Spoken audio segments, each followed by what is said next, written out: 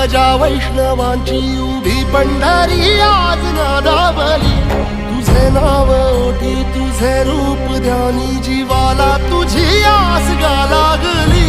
जरी बाप साऱ्या जगाचा परी तू आम्हाले कराची विठू माऊली।